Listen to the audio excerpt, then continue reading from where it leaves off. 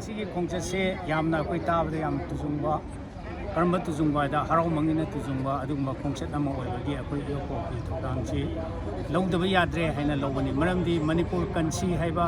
ꯁ꯭ꯂꯣꯒꯥꯟꯁꯤꯃꯛ ꯑꯩꯈꯣꯏꯒꯤ ꯌꯥꯝꯅ ꯇꯁꯤꯡ ꯑꯣꯏꯕ ꯑꯩꯈꯣꯏꯗ ꯑꯄꯥꯝꯕꯅ ꯇꯁꯤꯡ ꯑꯣꯏꯕ ꯑꯗꯨꯒꯨꯝꯕ ꯑꯣꯏ ꯍꯥꯏꯔꯤꯕ ꯀꯔꯤꯁꯦ ꯌꯥꯎꯗꯕ ꯌꯥꯗꯦ ꯍꯥꯏꯅ ꯍꯥꯏꯔꯤꯁꯦ ꯀꯔꯤꯒꯤꯅꯣ ꯍꯥꯏꯕꯗ ꯍꯧꯖꯤꯛꯁꯦ ꯃꯅꯤꯄꯨꯔꯁꯦ ꯚꯥꯔꯠ ꯁꯔꯀꯥꯔ ꯅꯠꯇ꯭ꯔꯒꯅ ꯁꯦꯀ꯭ꯌꯨꯔꯤꯇꯤꯁꯤꯡꯅ ꯀꯟꯕꯤꯕꯒꯤ ꯃꯑꯣꯡꯁꯦ ꯃꯥꯜꯂꯛꯇꯕ ꯁꯝꯅ ꯍꯥꯏꯔꯕꯗ ꯇꯝꯄꯥꯛꯀꯤ ꯑꯀꯣꯏꯕꯗ ꯃꯣꯏꯒꯤ ꯀꯨꯀꯤꯁꯤꯡꯒꯤ ꯀꯦꯝꯞ 6 ꯈꯛ ꯁꯥꯖꯜꯂꯀꯥꯟꯗ ꯑꯩꯈꯣꯏꯒꯤ ꯀꯩꯅꯣꯁꯦ ꯇꯝꯄꯥꯛꯁꯤ ꯌꯣꯠꯁꯤꯟꯒꯦ ꯇꯧꯕꯒꯤ ꯃꯑꯣꯡꯁꯦ ꯉꯜꯂꯤꯉꯩꯗꯒꯤ ꯑꯩꯈꯣꯏꯅ ꯎꯖꯔꯛꯄ ꯑꯗꯨꯒꯤ ꯃꯅꯥꯛꯇ ꯑꯩꯈꯣꯏ ꯁꯦꯀ꯭ꯌꯨꯔꯤꯇꯤꯒꯤ ꯑꯣꯏꯕ ꯀꯦꯝꯞ ꯃꯌꯥꯝ ꯂꯩꯔꯀꯥꯟꯗ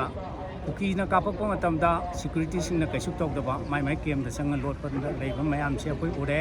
ꯑꯗꯣ ꯍꯟꯗꯛꯇ ꯏꯅꯧ ꯅꯧꯅ ꯑꯩꯈꯣꯏꯒꯤ ꯕꯣꯔꯗꯔ ꯀ꯭ꯔꯣꯁ ꯇꯧꯔꯀꯥꯟꯗ ꯑꯩꯈꯣꯏꯒꯤ ꯂꯥꯜꯍꯧꯕ ꯍꯥꯏꯇꯥꯔꯦ ꯑꯋꯥꯡ ꯅꯣꯡꯄꯣꯛ ꯂꯝꯒꯤ ꯂꯥꯜꯍꯧꯕ ꯀꯦꯝꯞ ꯂꯩꯕꯁꯤꯡꯁꯦ ꯁꯤꯗ ꯃꯣꯏꯅ ꯆꯪꯁꯤꯜꯂꯀꯥꯟꯗ ꯑꯦꯇꯦꯛ ꯇꯧꯕꯗ ꯃꯤꯁꯤ ꯃꯤꯅꯥ ꯀꯌꯥꯝ ꯊꯣꯛꯈꯤꯕ ꯃꯇꯝꯗꯨꯗ ꯃꯌꯥꯝꯅ ꯂꯥꯎꯅꯔꯛ ꯃꯇꯝꯗ ꯑꯩꯈꯣꯏꯅ ꯇꯧꯈꯤꯗꯦ ꯍꯥꯏꯔꯀꯥꯟꯗ ꯍꯟꯗꯛꯀꯤ ꯍꯥꯏꯔꯤꯕ 26 ꯖꯅꯋꯥꯔꯤꯒꯤ ꯐꯪꯁꯟ ꯅꯨꯃꯤꯠꯇ ꯄ꯭ꯔꯥꯏꯖ ꯄꯤꯔꯝꯗꯥꯏꯗꯗꯤ ꯃꯅꯥ ꯐꯪꯉꯝꯗꯥꯏꯗꯗꯤ ꯃꯗꯨ ꯑꯩꯅ ꯇꯧꯈꯤꯕꯅꯤ ꯑꯩꯅ ꯂꯤꯗ ꯇꯧꯕꯅꯤ ꯍꯥꯏꯅ ꯆꯣꯡꯊꯣꯔꯛꯄ ꯃꯌꯥꯝꯁꯨ ꯎꯕꯗ ꯁꯨꯡꯁꯣꯏ ꯁꯣꯏꯗꯅ ꯏꯟꯗꯤꯌꯥꯅ ꯑꯩꯈꯣꯏꯁꯤꯕꯨ ꯇꯣꯉꯥꯟꯅ ꯊꯝꯕꯤꯔꯀꯥꯟꯗ ꯑꯩꯈꯣꯏꯁꯦ ꯄꯤꯛꯊꯍꯟꯅꯕ ꯁꯣꯟꯊꯍꯟꯅꯕ ꯇꯧꯔꯦ ꯍꯥꯏꯕꯒꯤ ꯋꯥꯈꯜꯂꯣꯟꯁꯦ ꯐꯥꯎꯖꯔꯛꯄ ꯑꯗ ꯀꯣꯃꯤꯅ ꯁꯤꯟꯅꯅ ꯍꯥꯏꯔꯤꯕ ꯂꯨꯞ ꯑꯆꯧꯕꯁꯤꯅ ꯁꯤꯜꯂꯀꯥꯟꯗ ꯃꯅꯤꯄꯨꯔꯁꯦ ꯃꯁꯤ ꯑꯩꯈꯣꯏ ꯇꯣꯉꯥꯟꯅ ꯂꯩꯖꯕ ꯅꯠꯇ꯭ꯔꯒ ꯀꯟꯗꯕ ꯌꯥꯗꯦ ꯍꯥꯏꯕꯒꯤ ꯈꯣꯜꯂꯥꯎꯁꯦ ꯚꯥꯔꯠꯀꯤ ꯁꯔꯀꯥꯔꯗ ꯅꯠꯇ꯭ꯔꯒ ꯄ꯭ꯔꯤꯊꯤꯕꯤ ꯃꯐꯝ ꯈꯨꯗꯤꯡꯃꯛꯇ ꯇꯥꯅꯕ ꯂꯥꯎꯔꯛꯄꯁꯦ ꯑꯩꯈꯣꯏꯁꯤ ꯌꯥꯎꯗꯕ ꯌꯥꯗꯦ ꯍꯥꯏꯕ ꯋꯥꯈꯜꯂꯣꯟ ꯑꯃꯒ ꯂꯣꯏꯅꯅ ꯑꯁꯤꯒꯨꯝꯕ ꯐꯪꯁꯟ ꯍꯥꯏꯕꯗꯤ ꯔꯦꯂꯤꯁꯦ ꯑꯩꯈꯣꯏ ꯌꯥꯎꯖꯕꯅꯤ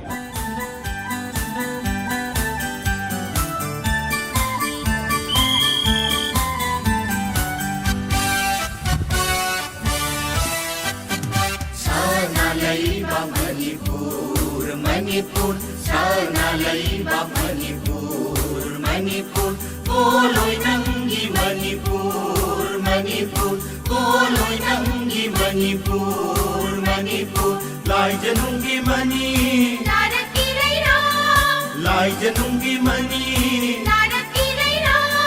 piktak na, Mangal Chaubini, piktak na, Mangal Chaubini, sana laiba Manipur, sana laiba Manipur, koloy nanggi Manipur, koloy nanggi Manipur.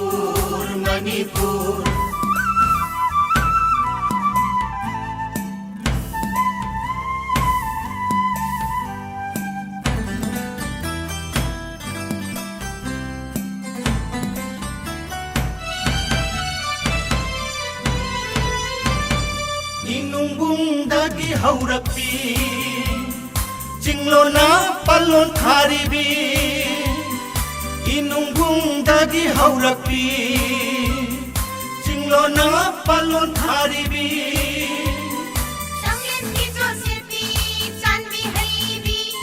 Shanglen ki Josephi, Chanvi Haibi, Signalem na mankhuribi Signalem na mankhuribi Sana laiba Manipur, sana laiba Manipur